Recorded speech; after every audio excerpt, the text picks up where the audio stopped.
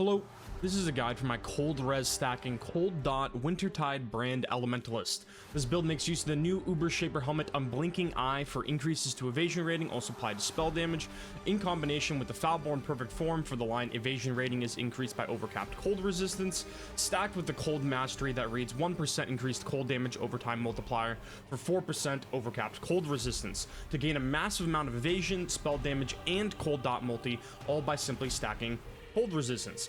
In this video, I'll go over all the gear, gems, jewels, and the passive tree, including full crafting guides for every major piece over on my Twitch/PathofKY live right now, including a full written step-by-step leveling and endgame guide that I will link below.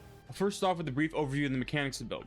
Again, we're using Unblinking Eye for increases and reductions to evasion rating applied to spell damage, a Foulborn Perfect Form for evasion ratings increased by overcapped cold resistance, and the Cold Mastery for 1% cold dot multi per 4 overcapped cold res.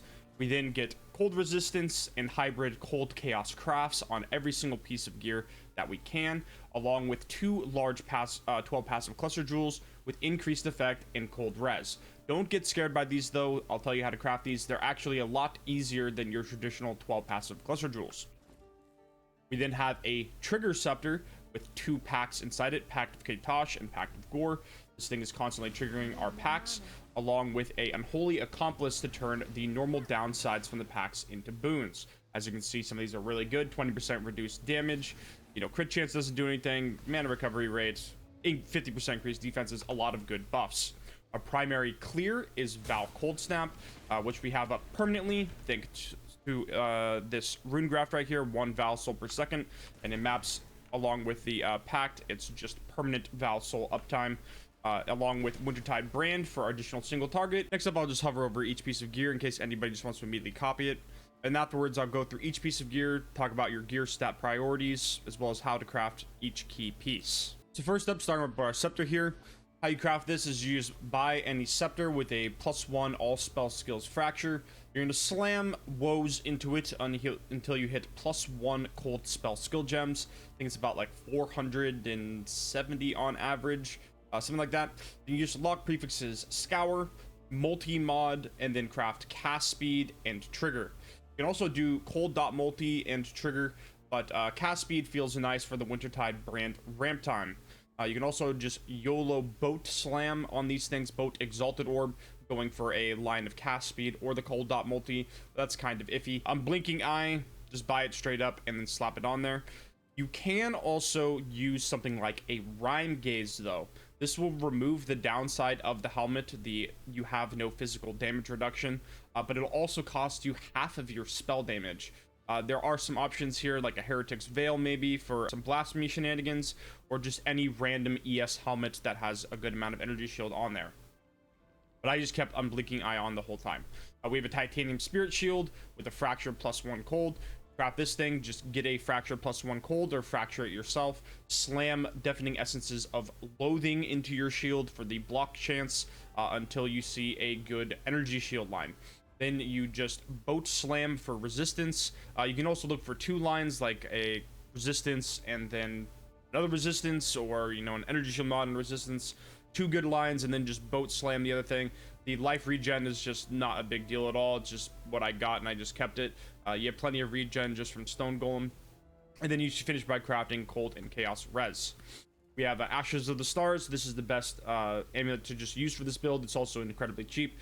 This thing is so good because the quality on Wintertide brand is more damage per stage, and there is 20 stages to this, so make sure you get your Wintertide brand in a good colored socket, a blue socket on your chest piece as well. We have a helical ring. You can just use a regular sapphire ring for this at first, and just get one with a lot of cold res and life on there, and you're good.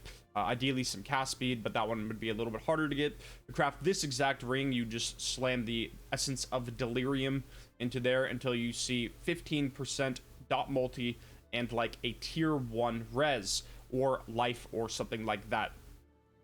Then you want to go for a fracture. Okay, you want to land the dot multi fracture on this. However, if you land something else, that's why I say go for like a T1 res or something, or a stat like intelligence is also good to go for. You can sell that fracture, get your money back.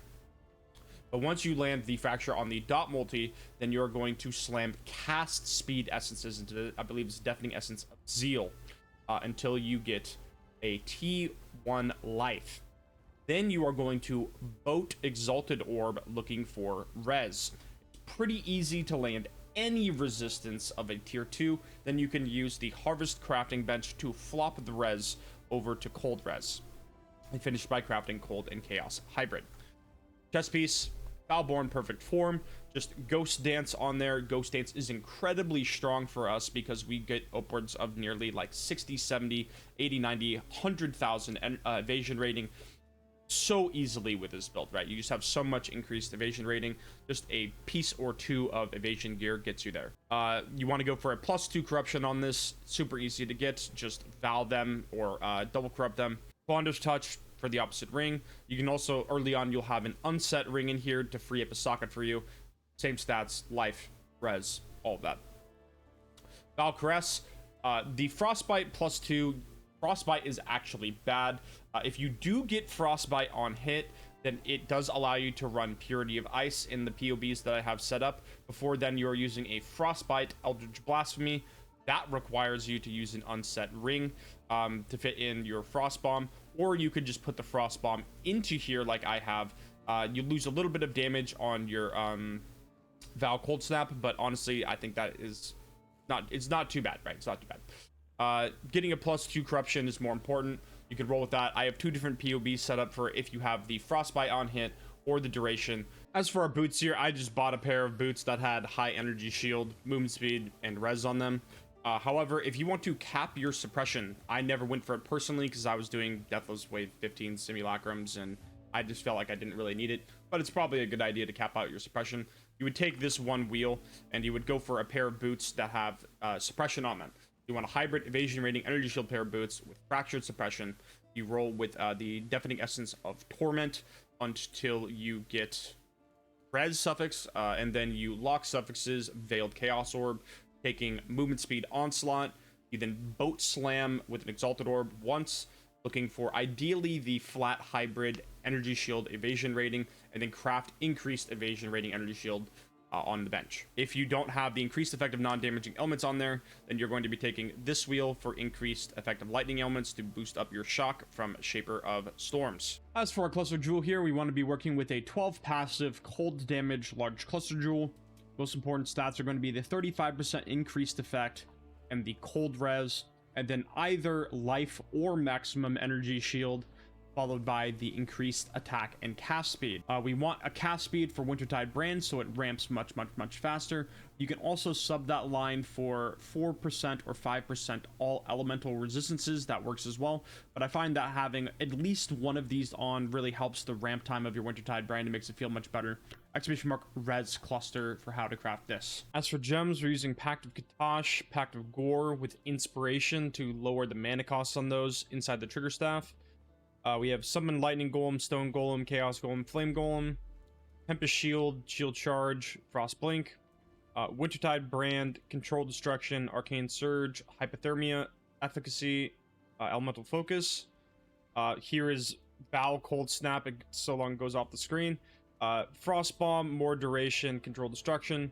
Early on, this Frost Bomb will be Efficacy, and Frost Bomb will be in an unset ring. Or you could drop Shield Charge, Frost Blink, and just use like Flame Dash, and then have the extra socket in there and have the Efficacy in there. Malevolence, Purity of Ice, Enlighten, Flesh and Stone. Again, Purity of Ice, you will instead use the Frostbite with Eldritch Blasphemy support. Again, taking up an extra socket here, instead of the Frostbite on hit gloves if you do not have those. And as for a passive tree here, this is like the end game setup passive tree. I have setups for like leveling and early mapping and stuff like that. But basically, you're just going to pick up a Elegant Hubris with Supreme Ostentation with the Caspiro variant. You want to get one that just has a cold res, one-click notable right here. There are tons of these. You'll be able to get them for insanely cheap. It's the only node I'm using. You can also go for an Impossible Escape on the right side here for Pain Attunement and get a bunch of these nodes. However, when working it out, it was kind of not worth it. It was maybe like 5% better, and you know, it costs you a lot of money for that timeless or that Impossible Escape, so I didn't go for it. You know, coming out here into your jewel sockets, you want percent increase effect, cold res, maximum energy shield, or maximum life, and then all res as your final last mod. One of them I went for cast speed, because you want Wintertide brand to ramp faster. You can also do cast speed on both of these to help the ramp time if you would like. You know, we're coming out here, we're getting cold mash 3, both of them here and here. We have a rune graft of the soul wick for 1 val soul per second, as well as a rune graft of the warp, make the buff duration expire slower. This will apply both to your buffs from the Unholy Accomplice, you know, your packs, as well as your Arcane Surge duration, which does help because, you know, if you're running just Arcane Surge in one spot that's on your Wintertide brand, you do want that to last a long time because it does take a little bit for it to proc if you're not running a level 1 version on your Frostblink. And then all small intelligence passive nodes have pretty much been padded away for increased energy shield. You can drop a couple of chaos res on these if you need them as well. And lastly, I'm going to go over how to play the character.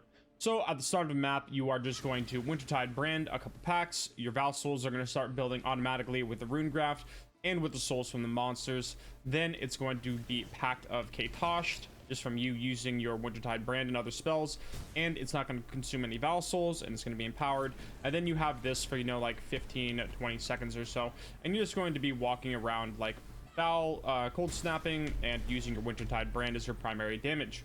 Then when it comes to like unique mobs, like your bosses or whatnot, then you put down your Frost Bomb and your regular cold snap, or just your regular cold snap, along with your brands and everything else, and that's how you play.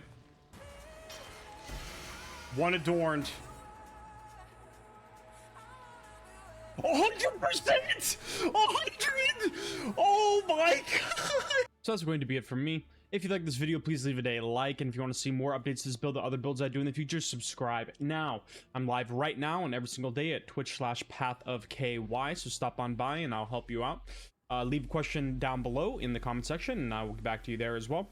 I'm just gonna leave some raw footage at the end here showcasing a full map so you can get an idea if this is something that you'd like to play.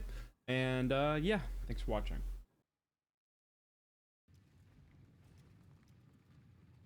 Stay out. Stay sane.